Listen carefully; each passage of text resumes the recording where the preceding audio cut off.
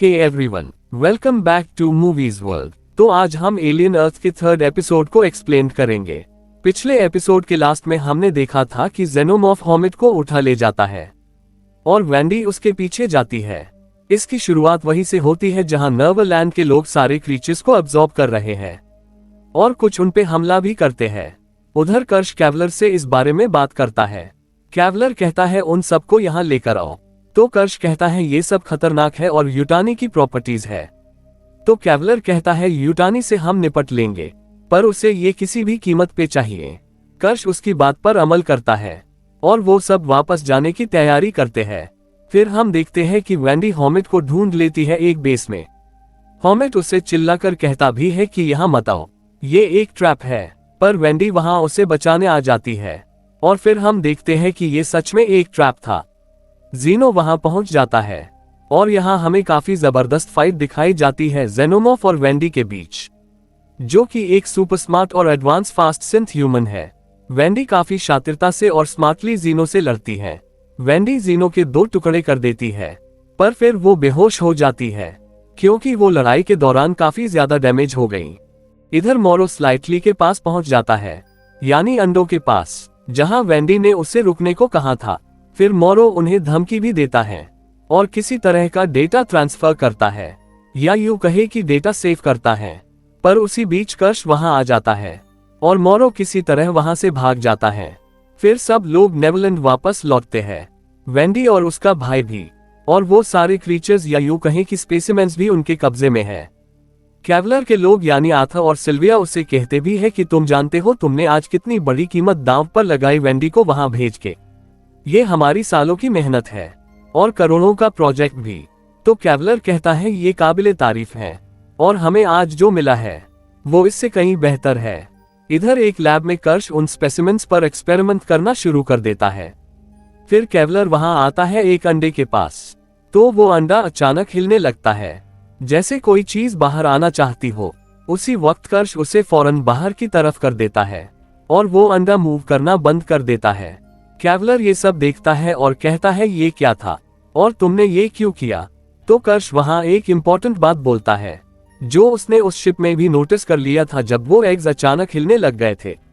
वो कैवलर से कहता है कि ये एक पैरासाइट है, यानी कि जेनोमॉर्फ अंडे देकर किसी ऑर्गेनिक लाइफ के पास आने का इंतजार करते हैं। यानी कि दोस्तों, उन अंडों को किसी तरह का जिंदा ऑर्गेनिक सिग्नल चाहिए बाहर आने के लिए। ये सुनकर कैवलर फौरन कर्श से कहता है कि इसी वक्त लैब को सील्ड करो और कोई अंदर नहीं आना चाहिए, और कर्श इसी का वेट कर रहा था। दोस्तों, यहाँ हमें एक चीज ये भी पता चलती है कि एक्चुअली कर्श भी एक एआई रोबोट है, या यूं कहे कि एक ओल्ड एंड्रॉइड सिंथ है जो वक्त के साथ काफी शातिर, चालाक और खतरनाक भी है।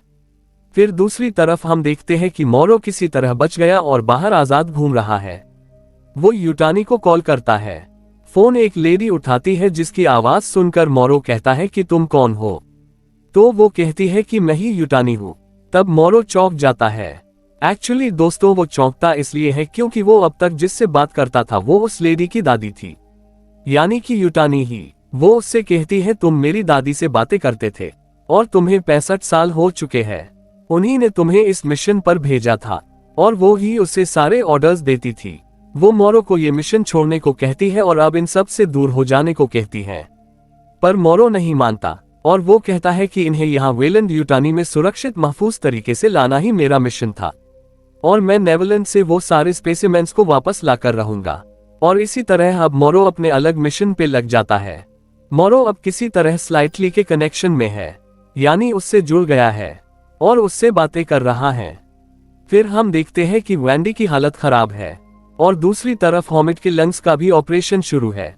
वेंडी का डेटा रीएक्टिवेट किया जाता है और उसे अपग्रेड्स पे रखा जाता है। वहां हम देखते हैं कि कर्श हॉमिट के लंग्स पे किसी तरह का एक्सपेरिमेंट कर रहा है। एक एलियन कीड़ा यानी कि एक स्पेसिमेंस उसके लंग्स में फिट हो जाता है। इधर इसी बीच वेंडी जाग जाती है और उसे किसी तरह की आवाजें सुनाई देती है जो सिग्नल्स दे रही है और उसे बुला रही है। चलते चलते वो उसी लैब में पहुंच जाती है जहां कर्श स्पेसिमेंस का बेरहमी से पोस्टमार्टम कर रहा है। और दोस्तों, दूसरी तरफ हम देखते हैं कि जैसे ही कर्श एक एलियन से उस कीड़े को या यूं कहे छोटे बेबी जेनोमॉर्फ को बाहर निकालता है, तो वो आवाजें वेंडी को तेज सुने आने लगती है और वो वही बेहोश हो जाती है।